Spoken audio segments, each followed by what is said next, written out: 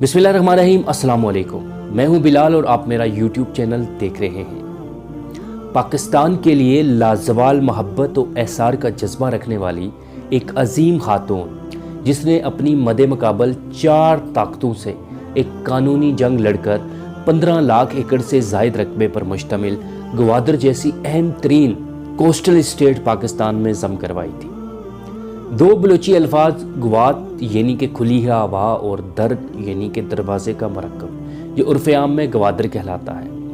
ये 1956 तक आलमी ताकतों के उस नाजायज़ कब्ज़े में था, जिसकी दास्तान एहसान फरामोशी और अयारी का एक नादर नमूना है।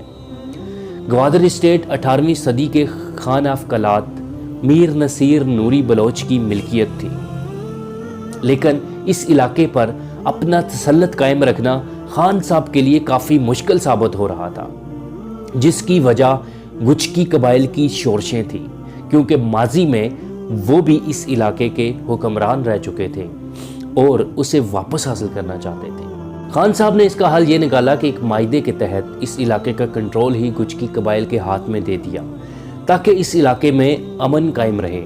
मायदे के तहत ये तय पाया कि ये इलाका खान ऑफ कलात की जागीर में ही शामिल रहेगा और इसका आधा रेवेन्यू भी खान साहब को दिया जाएगा, लेकिन इसका इंतज़ाम सारा गुचकी कबाइल के हाथ में रहेगा।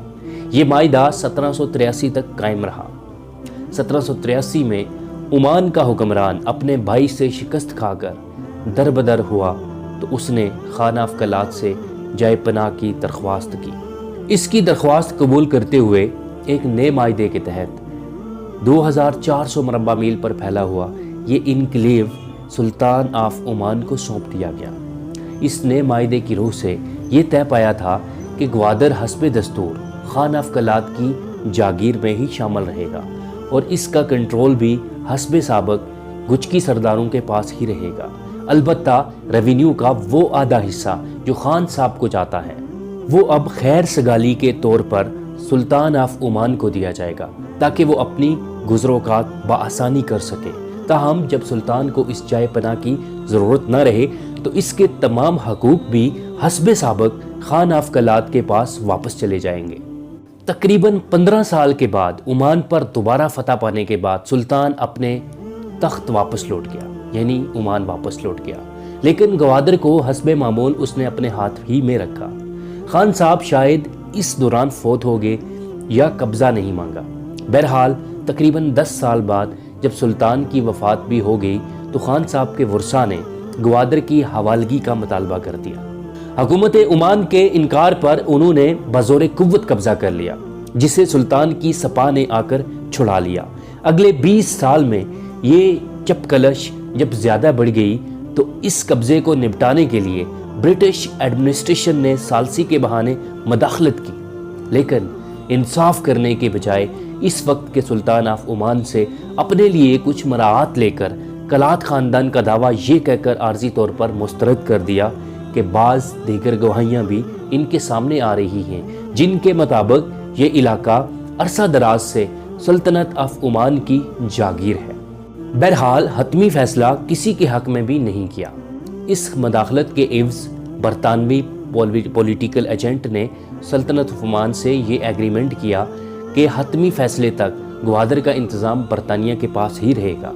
हस्बे साबक ओमान को ग्वादर का आधा रेवेन्यू अदा किया जाएगा और अपनी अफवाज ग्वादर में दाखिल करा दी। यूँ तकरीबन 125 साल तक बरतानिया इस इलाके पर काबिज़ रहा। क़याम पाकिस्तान के बाद इस वक्त के खान ऑफ कलात ने जब अपनी जागीर पाकिस्तान में जम कर दी तो पाकिस्तान ने स्टेक होल्डर से ग्वादर का मामला उठाया, मगर कोई सुनवाई न हुई। फिर जब एक अमरीकी सर्वे कंपनी ने बताया कि ग्वादर की बंदरगाह बड़े जहाज़ों के लिए लंगर अंदोज होने के लिए बहुत आइडियल है, ग्वादर की बंदरगाह बड़े जहाज़ों के लंगर अंदोज होने के लिए बहुत आइडियल है। इस बंदरगाह से सालाना लाखों टन एक्सपोर्टेबल समंदरी खुराक भी हासिल की जा सकती है, जिसमें 35 अक़साम की मछलियाँ पाई जाती हैं। इस बात की भिनक ईरान को पड़ी तो उन्होंने इसे चाबहार के साथ मिलाने का फैसला कर लिया। ईरान में इन दिनों शाह ईरान का तोती बोलता था और CIA इसकी पुष्टपनाह थी। جو صدر نیکسن کے ذریعے برطانیہ پر مسلسل دباؤ ڈالنے لگی کہ گوادر کو شاہ ایران کے حوالے کر دیا جائے۔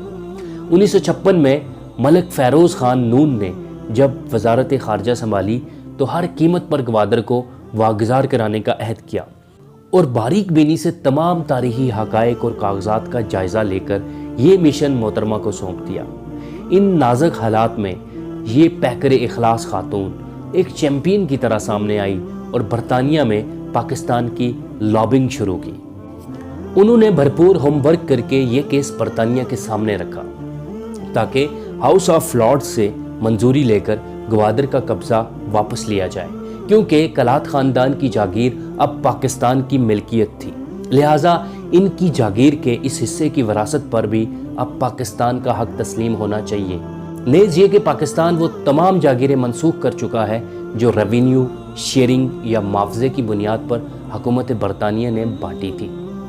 نیز یہ کہ اگر ہم اپنے قانون سے گوادر کی جاگیر منسوخ کر کے فوج کشی سے واگزار کرا لیں تو کامن ویلتھ کا ممبر ہونے کی وجہ سے برطانیہ ہمارے اوپر حملہ بھی نہیں کر سکتا۔ محترمہ نے 2 سال پر محیط یہ جنگ تلوار کے بجائے محض کلم و دلائل اور گفت و شنید سے جیتی، جس میں برطانیہ کے وزیر اعظم میک ملن جو ملک صاحب کے دوست تھے انہوں نے کلیدی رول ادا کیا۔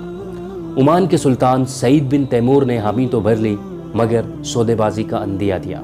ملک صاحب جب وزیر اعظم بنے تو انہوں نے گوادر کے معاملے میں ابھی نہیں یا کبھی نہیں کا نعرہ لگایا۔ 6 ماہ کے اصاب شکن مذاکرات کے بعد عمان نے $3 ملین کے عوض گوادر کا قبضہ پاکستان کے حوالے کرنے پر رضامندی ظاہر کر دی۔ اس رقم کا بڑا حصہ پرنس کریم آغا خان نے بطور ڈونیشن دیا اور باقی رقم پاکستان حکومت نے ادا کی۔ بعض جگہ یہ بھی ہے کہ ساری رقم ہی پرنس آغا خان نے ہی ادا کی تھی۔ اس سلسلے میں ملک صاحب اپنی خود نوشت سماغ حیات چشم دید میں لکھتے ہیں کہ جہاں ملک کی حفاظت اور وقار کا مسئلہ درپیش ہو وہاں قیمت نہیں دیکھی جاتی۔ ویسے بھی یہ رقم گوادر کی آمدنی سے محض چند سال میں ریکور ہو جائے گی۔ یوں 2 سال کی بھرپور جنگ کے بعد 8 ستمبر 1958 کو گوادر کا 2400 مربع میل یا 15 لاکھ ایکڑ سے زائد رقبہ پاکستان کی ملکیت میں شامل ہو گیا۔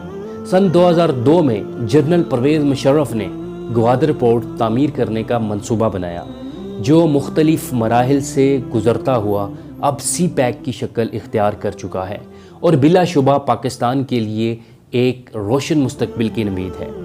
آج ہر کوئی گوادر پورٹ اور سی پیک کا کریڈٹ تو لینا چاہتا ہے مگر اس عظیم محسن پاکستان کا نام کوئی نہیں جانتا، جس نے دنیا کے 4 طاقتور اسٹیک ہولڈرز برطانوی پارلیمنٹ اور CIA ایران اور عمان سے چومکھی جنگ لڑکے کھویا ہوا گوادر واپس پاکستان کی جھولی میں ڈال دیا۔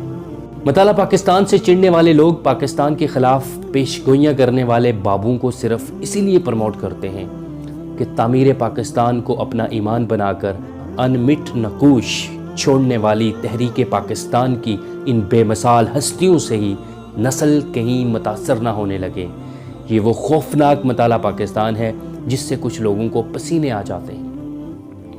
ایک اور اعلیٰ ظرفی دیکھیے کہ اس ملک میں جہاں ایک نلکا لگا کر بھی اس کا ڈھول پوری قوم کے آگے پیٹا جاتا ہے، وہاں ان اعلیٰ ظرف ہستیوں نے اپنی اس بے مثال کامیابی کا ملک گیر جشن محض اس لیے نہیں منایا کہ سلطان آف عمان کی عزت نفس مجروح نہ ہو۔ یہی وجہ ہے کہ قوم آج اس نابغہ روزگار کپل کو جانتے ہی نہیں، نہ ان کے اس عظیم کارنامے سے واقف ہے۔ گوادر فتح کرنے والی ملک و قوم کی یہ محسن محترمہ وقار النساء نون ہے جو پاکستان کے 7ویں وزیر اعظم ملک فیروز خان نون کی دوسری بیوی ہیں، جن کی اس عظیم کاوش کا اعتراف نہ کرنا احسان فراموشی اور انہیں قوم سے متعارف نہ کروانا ایک بے حسی کے سوا کچھ نہیں۔ محترمہ کا سابقہ نام وکٹوریا ریکھی تھا، آسٹریا میں پیدا ہوئی، تعلیم و تربیت برطانیہ میں ہوئی۔ ملک فیروز خان نون جب برطانیہ میں حکومت ہند کے ہائی کمشنر تھے تب ان سے ملاقات ہوئی، ملک صاحب کی دعوت پر اسلام قبول کیا اور ممبئی میں ان کے ساتھ شادی کی۔ اور اپنا نام وکٹوریہ سے وقار النساء نون رکھ لیا۔ پیار سے انہیں وکی نون بھی کہا جاتا ہے۔ محترمہ نے تحریک پاکستان کو اجاگر کرنے کے لیے خواتین کے کئی دستے مرتب کیے اور سول نافرمانی کی تحریک میں انگریز کی خضر حیات کابینہ کے خلاف احتجاجی مظاہرے اور جلوس منظم کرنے کی پاداش میں 3 بار گرفتار بھی ہوئی۔ قیام پاکستان کے بعد انہوں نے لٹے پٹے مہاجرین کی دیکھ بھال کے لیے بڑا متحرک کردار ادا کیا۔ خواتین ویلفیئر کی اولین تنظیم اپوا کی بانی ممبران میں بھی آپ شامل ہیں۔ وقار النساء گرلز کالج راولپنڈی اور وقار النساء اسکول ڈھاکہ کی بنیاد بھی انہوں نے رکھی۔ ہلال احمر کے لیے گران قدر خدمات انجام دی۔ ضیاء الحق کے دور میں بطور منسٹر ٹورزم کے فروغ کے لیے دنیا بھر کو پاکستان کی طرف راغب کیا۔ پاکستان ٹورزم ڈیولپمنٹ کارپوریشن انہی ہی کی نشانی ہے۔ پاکستان کی محبت میں ان کا جذبہ بڑھاپے میں بھی سرد نہ پڑا۔ برطانیہ میں مقیم ان کی بے اولاد بہن کی جائیداد جب انہیں منتقل ہوئی تو اس فنڈ سے انہوں نے وکی نون ایجوکیشن فاؤنڈیشن قائم کیا، جو آج بھی سماجی خدمات کا چراغ جلائے ہوئے ہے۔ محترمہ کی وصیت کے مطابق اس فنڈ کا ایک حصہ ان نادر مگر ذہین طلباء کو آکسفورڈ جیسے اداروں سے تعلیم دلوانے پر خرچ ہوتا ہے، جو واپس آ کر اس مملکت کی خدمت کرنے پر راضی ہوں۔ دوستو، یہی تھی ہماری آج کی ویڈیو۔ پسند آنے کی صورت میں اسے لائک اور اپنے دوستوں کے ساتھ شیئر ضرور کیجیے گا۔ ملتے ہیں کسی طرح کی ویڈیو کے ساتھ۔ اپنا اور اپنے پیاروں کا ڈھیر سارا خیال رکھیے گا۔ اپنے میزبان بلال گلزار کو دیجیے اجازت۔ اللہ نگہبان۔